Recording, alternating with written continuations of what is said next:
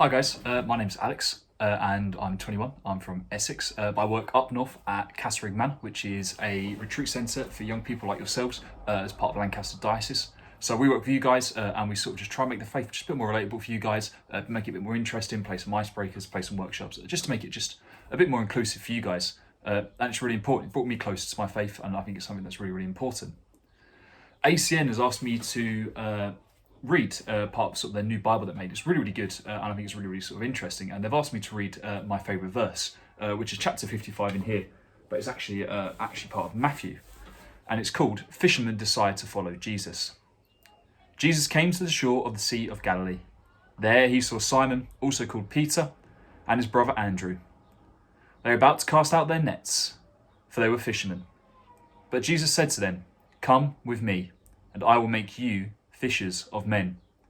They both dropped their nets immediately and followed Jesus. Shortly afterwards, Jesus saw James, the son of Zebedee, and his brother John. They were there in the boat with their father, mending their nets.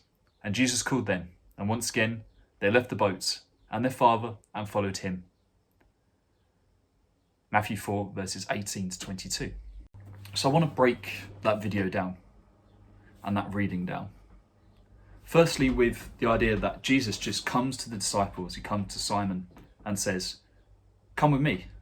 And Simon instantly just stands up, gets out of his boat and follows Jesus.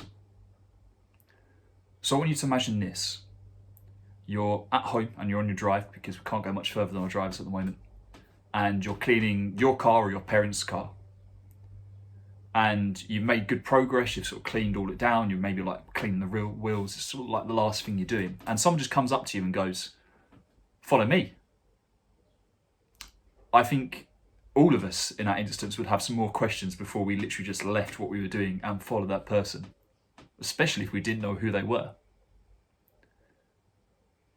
Now that's not the case with the disciples. As soon as Peter or John or Andrew were called, all of them stood up instantly and followed Jesus. Now that might be partly because they knew a bit more about who Jesus was, or maybe because they had a real sense in themselves about who he was. They knew maybe he was the Christ or the Messiah. I don't know, but they get up and just leave, and they leave everything behind. I would really struggle to do that as well. First of all, to just get up and leave, and second of all, to leave it all behind with no explanation, with not sorting things out before I leave, just going. I'm one of those people who need a plan before I do something. I like to plan my route, I like to pack a bag, whatever I'm doing, I like to plan it first. I'm a stickler for a plan. But they don't, they just get up and go. And I think also a lot of us would have excuses in those situations. I know I would. Right now I'm meant to be writing essays, but instead I'm dedicating a lot of time to the Xbox, which probably isn't the best thing, but it's what's happening. I'm finding excuses for stuff that I don't want to do. But the disciples don't do any of that. They just get up and leave. That's the first thing I want to concentrate on. Would we just get up and go? Think honestly, answer to yourself honestly. Would you just get up and go?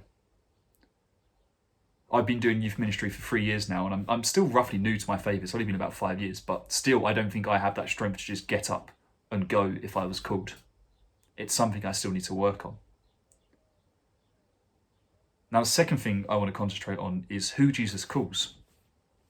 Now in that time, he could have called anyone he wanted. I think Jesus probably had enough persuasive skills to call anyone he wanted.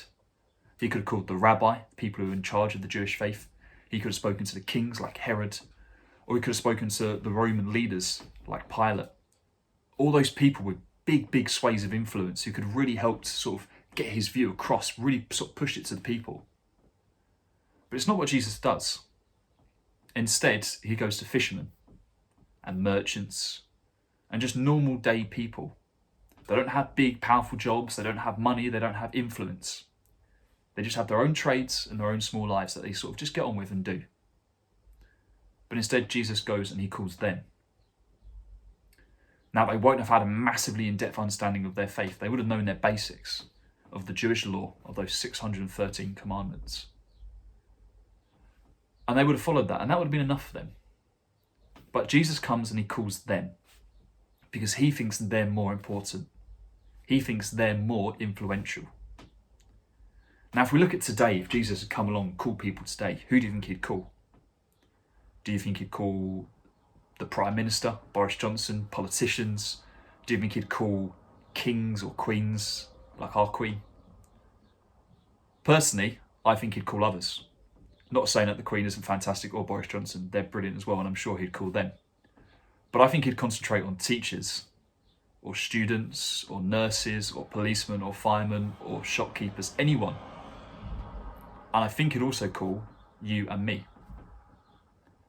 Now, the reason Jesus called those people was because they could really, really show their faith through their lives, and so can we. It's really important. That's what we're called to do.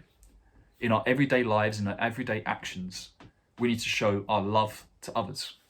That was Jesus' number one commandment. Apart from love our God with all of our heart and all of our might, it was to love others as ourselves. And even now, sometimes we struggle with that. That's another thing that we need to work on, myself included. No one's perfect. But when we read that reading, we see that foreshadowing of those disciples on Pentecost going out and calling people to Christ through his story and his sacrifice. And that still carries on today. 2,000 years down the line, we're still doing that today, calling people to be part of Christ. But we do that in a different way. We do that through showing that through our lives and our actions. We show people that we're Catholic or Christian and that we're part of the church through our actions.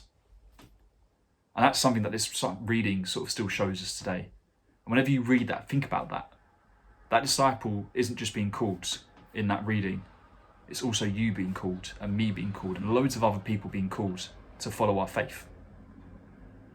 So I want to leave you with that idea that you are called. You're also called to be a saint, but that's another story on top of that.